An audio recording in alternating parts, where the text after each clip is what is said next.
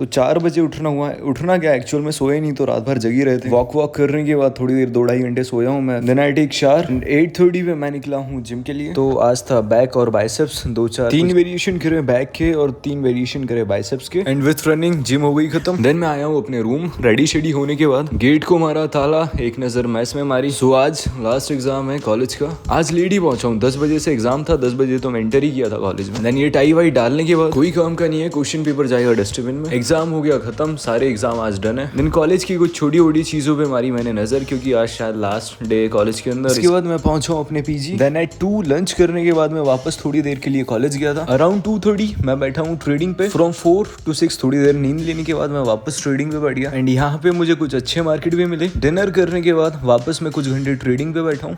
Then कुछ देर करी मैंने वॉक, रूम से थोड़ा सा दूर था तो 12 बजे के आसपास मैं वापस रूम आया हूँ। So happy birthday to me, 24 मई को मेरा बर्थडे रहता है। डेली लाइफ वाली छोटी सी वीडियो थी, निपट गई। Now it's time for learning of the day. अगर तुम्हारे पास कोई डिफिकल्ट सिचुएशन है, कोई इजी सिचुएशन है, कोई भी XYZ सिचुएशन है, just you need to be calm down. कोई ऐसी सिचुएशन अगर बन गई, ऐसी सिचुएशन फंस गई है जहाँ पे समझ नहीं आ रहा कि अब क्या करें, अचानक से ऐसा सडन पैनिक वाली सिचुएशन आ गई, तो उस केस में ऐसा कर रहा है। अगर पैनिक वाली सिचुएशन नहीं है लाइफ में, कोई भी XYZ कोई भी सिचुएशन है, you just need to be calm down. भाई थोड़ी देर के लिए शांति, अपनी बॉडी को रिलैक्स कर लो, वॉक करके आ जाओ, एक चेयर पे बैठ जाओ, थोड़ी देर रिलैक्स करो अपनी बॉडी को बिना किसी थॉट एंड उस पॉइंट ऑफ व्यू से सोचो कि क्या सही है और क्या गलत। हर एक बंदा, हर एक इंसान कभी ना कभी ऐसी सिचुएशन में फंसता ही है, ऐसी प्रॉब्लम में फंसता ही है जहाँ पे वो कभी कभी बहुत जल्दी में लाइफ के कुछ बड़े गलत डिसीजंस ले लेता है और उसके लौड़े लग जाते हैं।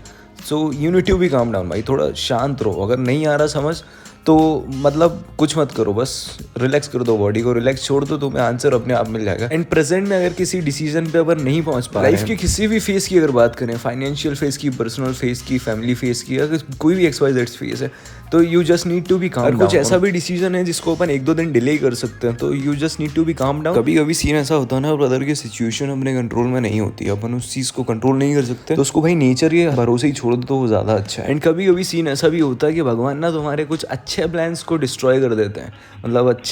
मतलब जो भी अच्छा प्लान है, तुमने बहुत अच्छा प्लान बनाया किसी के साथ, या कि पर्सनल लाइफ में, या जो फाइनेंशियल लाइफ में, या फैमिली में, बहुत प्यारा प्लान बनाया, पर उसको भगवान ने डिस्ट्रॉय कर दिया। वो करता भगवान इसलिए है क्योंकि जो तुम्हारा प्लान है मेरे भाई, भले ही कितना ही अच्छा प्लान है, वो कहीं ना कहीं तुम्हें फ्यूचर में डिस्ट्रॉय करेगा, या तो डिस्ट्रॉय कर रहा होगा।